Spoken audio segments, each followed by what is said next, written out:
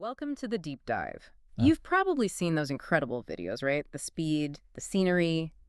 Skiing and snowboarding, they look like the absolute peak of winter fun. They really are exhilarating sports, but that speed comes with inherent risk.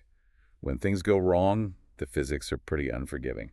Yeah, and the scale of that risk is, well, kind of staggering when you look at the numbers. It is. We're looking at something like 200,000 injuries related to skiing or snowboarding that show up in U.S. emergency departments every single year. But Hmm. thankfully, most are minor. Right, bumps and bruises, maybe a simple fracture, but that's not our focus today. We're diving deep, filtering out everything except the most severe cases. We're talking life-threatening trauma requiring serious hospitalization. Exactly. To even be included in the data we're looking at, a patient needed an injury severity score, or ISS, greater than 15. That's the threshold for major, often multi-system trauma. Okay, so ISS over 15. This isn't a broken arm we're discussing. Not at all. These are the injuries that really strain the healthcare system. This group alone accounts for about 7,000 hospital admissions annually in the U.S. And the data we're digging into covers 8 years, from 2007 to 2014, looking at 2,569 of these severe cases from the National Trauma Data Bank. And I think the big aha moment, the thing that jumped out immediately from this data, is that severe injury looks completely different depending on whether you're on skis or a snowboard. Absolutely. It's really a tale of two distinct populations. The age, the type of injury, the outcomes. They diverge significantly. It seems tied not just to speed, but very much to the mechanics of each sport. Okay, let's start breaking that down. The demographics piece seems crucial, especially the age difference. It's wow. It's one of the most striking findings. For severely injured skiers, the median age was 38. And what's interesting is a bimodal distribution, Yeah. meaning you see peaks in injury rates among adolescents and another peak among older participants, say over 50 or 60. 38. So more middle-aged adults, maybe experienced skiers pushing limits, or perhaps older folks who are more fragile. Compared to snowboarders, it's night and day. Completely different picture.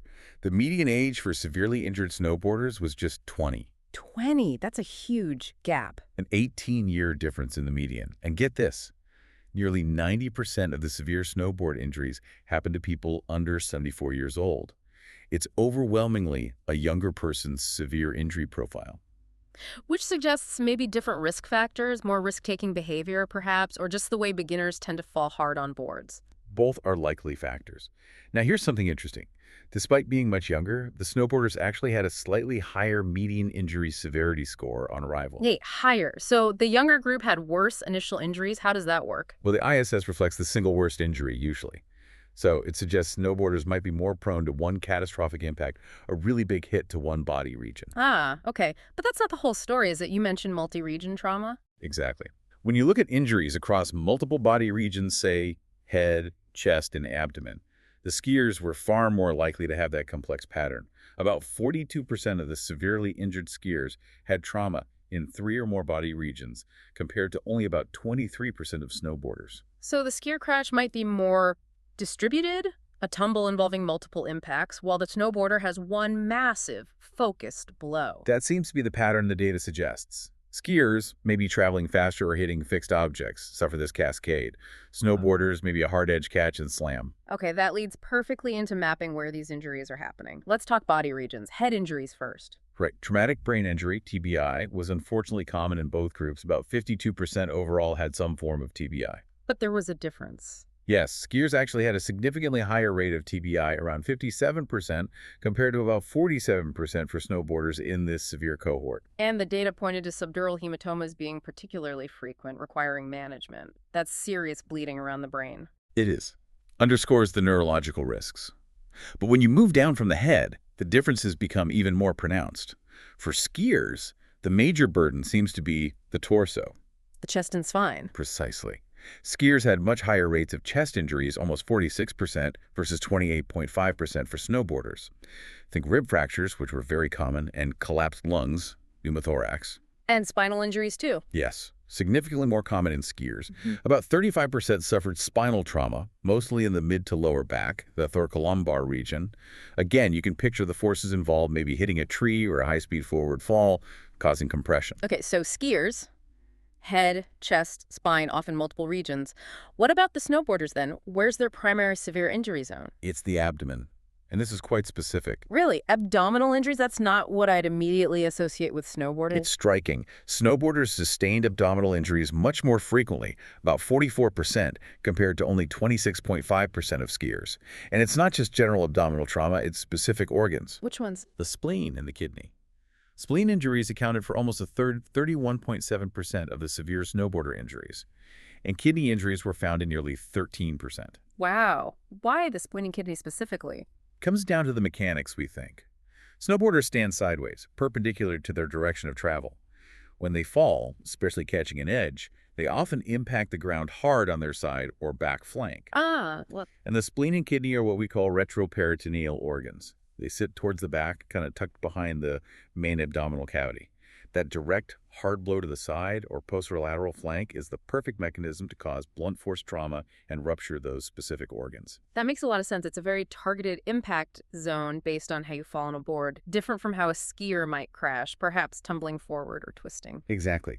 The study even suggests that because this pattern is so clear, maybe we should be thinking about specific protective gear for snowboarders targeting that flank area, especially for those doing tricks or in terrain parks. Fascinating. Now, injuries this severe obviously require a massive amount of healthcare resources. Let's shift to the burden on the system. It's immense. You mentioned helicopters earlier. About 30% of these patients were transported by air. That tells you something about the location and the urgency. Definitely. Remote mountain location. Right. And overall, 80 to 90% needed emergency medical services. But look at the transport time. The median time from injury to hospital arrival was 84 minutes.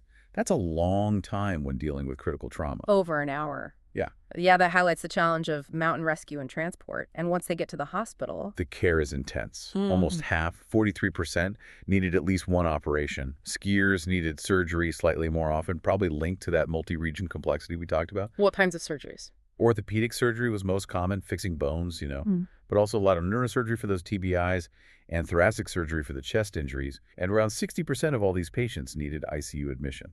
ICU care.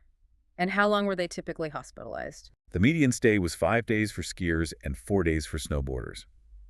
Again, that slightly longer stay for skiers might reflect the more complex multi-system injuries taking longer to stabilize and treat. What really jumped out at me, though, was the transfer rate. You said over half required transfer to another hospital? Yes, 51%. That's a huge number. And crucially, about 3/4 of those transfers, 76%, were going to a level I trauma center. Meaning the highest level, the most specialized center. Exactly.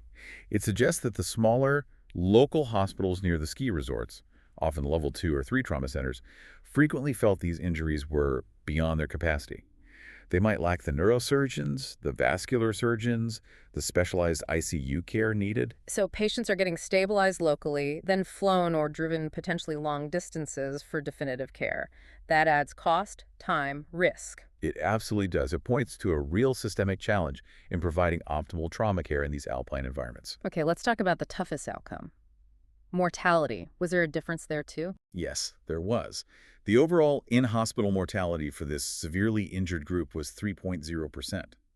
But it wasn't evenly distributed. How did it break down? Severely injured skiers had a mortality rate of 4.0%. For snowboarders, it was 1.9%. Wow, more than double the risk of dying in the hospital for skiers compared to snowboarders in this severe cohort. It's a significant difference. And it likely ties back to everything we've discussed, the older average age of the skiers, their higher rates of TBI, and that complex multi-region trauma, which is just intrinsically harder for the body, especially an older body, to survive. It all seems connected. Okay, let's pivot to helmets. Always a big topic in ski safety. What did this data show? Well, first, the good news. Helmet use did increase steadily for both skiers and snowboarders during the study period, 2007 to 2014. That's positive. But there was still a gap. Yes.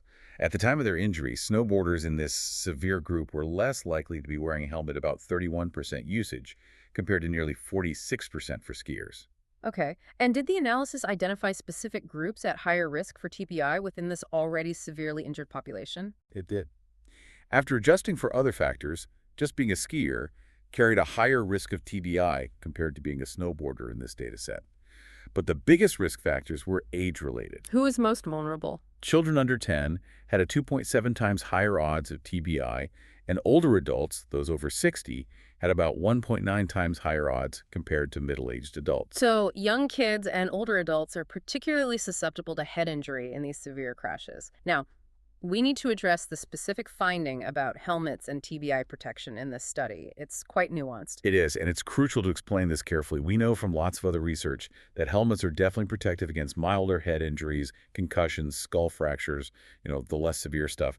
They absolutely reduce overall injury rates. But for this group, the ones with ISS over 15. For this specific group of patients who had already sustained catastrophic, life-threatening trauma, the study could not find a statistically significant protective effect of helmet use against TBI. Meaning, the forces involved in these extremely severe incidents were so massive, causing widespread or devastating injury, that whether they had a helmet on or not didn't ultimately change the TBI outcome in this particular data set. The overall trauma was just too overwhelming. That's essentially the interpretation. It absolutely does not mean helmets aren't important. Their value is in preventing injuries from becoming this severe in the first place. They stop minor impacts becoming major ones. Right, so the recommendation is still strongly pro-helmet. Absolutely. The study still strongly recommends promoting helmet use aggressively, especially for those groups we identified, the younger snowboarders who use them less, children, and older skiers. Prevention is key. Okay, that brings us towards the end of this deep dive. The main takeaway seems clear. Severe skiing and snowboarding injuries aren't just one thing. They are incredibly serious, costly, and look very different depending on the sport. Totally different profiles. The younger snowboarder with that devastating focus blow, often to the abdomen. The older skier with complex, multi-system trauma involving the head, chest, and spine, leading to higher mortality. And knowing these differences should really drive targeted prevention efforts, right? Focusing on technique, maybe specific gear for snowboarders' flanks, and awareness for those high-risk age groups. Definitely. But there's one more piece. If you connect all these dots, the severity, the specific injury patterns, the 30% helicopter use, the long transport times, that 51% transfer rate to level I centers, it paints a picture of a system under stress. Yeah, the resource use is just immense. What's the final thought you want to leave our listeners with? It's really about the system itself. Given everything we've learned about who gets hurt, how they get hurt, and the immense resources needed, you have to ask, how can we design better alpine trauma systems? We need more research and policy focused on creating efficient, effective, and maybe more localized care networks near ski areas to manage these predictable, complex injuries better, reducing the reliance on those costly, time-consuming transfers. Building a more resilient system closer to the slopes, definitely something critical to consider. That was the deep dive.